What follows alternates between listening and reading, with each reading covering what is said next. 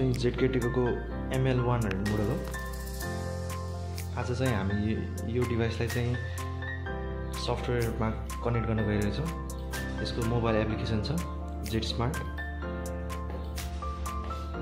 फर्स्टमा चाहिँ हामी मेनुमा जान्छौँ।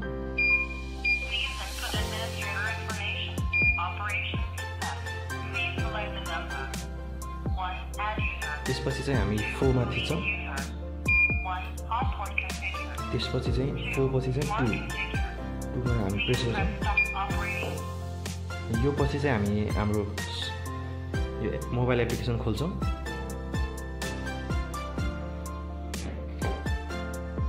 यसमा चाहिँ हामी यो एड डिभाइस गर्छौँ। यहाँ माथि पनि आइकन छ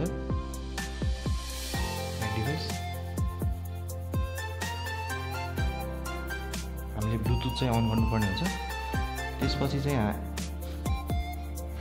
ब्लुटुथ अन गरेपछि चाहिँ यस्तो डिभाइस फाउन्ड भनेर देखाएन भने चाहिँ हामी यहाँ स्मार्ट लकमा जानुपर्ने हुन्छ। स्मार्ट लकमा हामीले यहाँ ML100 देख्न सक्छौँ।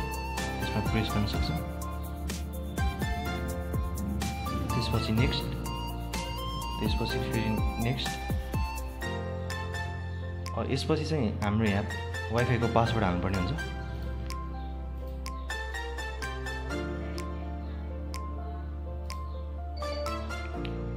पासवर्ड हालेपछि चाहिँ हामीले नेक्स्ट गर्छौँ।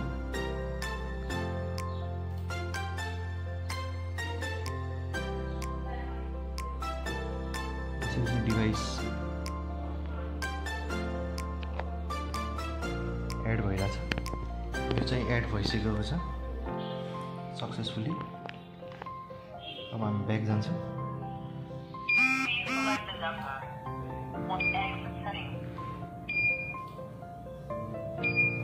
अब यो डोरबाट खोल्नलाई चाहिँ हामीले यो बेल बजाउनु पर्ने हुन्छ।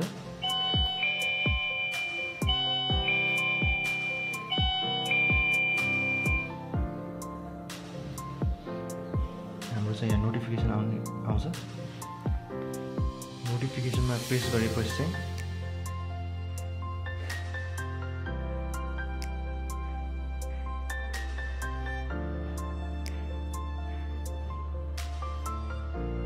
यस्तो आउँछ। हामीले अग्री पनि गर्न मिल्यो, रिफ्युज पनि गर्न मिल्यो। अग्री गरेपछि चाहिँ ढोका खोल्छ आफै। ढोका यस्तो भएको बेला यो बेल आइकन हामीले थिच्यो भने चाहिँ मोबाइलमा नोटिफिकेसन जाने भयो। अनि मोबाइलबाट चाहिँ हामीले यो एपको थ्रु खोल्न मिल्यो।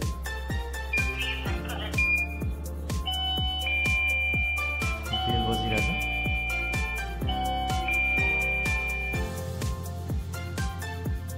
यसरी आउने भयो। हामीले एक्सेप्ट गर्न मिल्यो, डिक्लाइन पनि गर्न मिल्यो। एक्सेप्ट गर्दा चाहिँ ढोका खोल्छ आफै।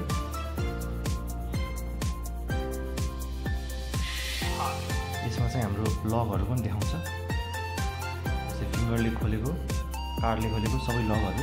अनि यहाँ पनि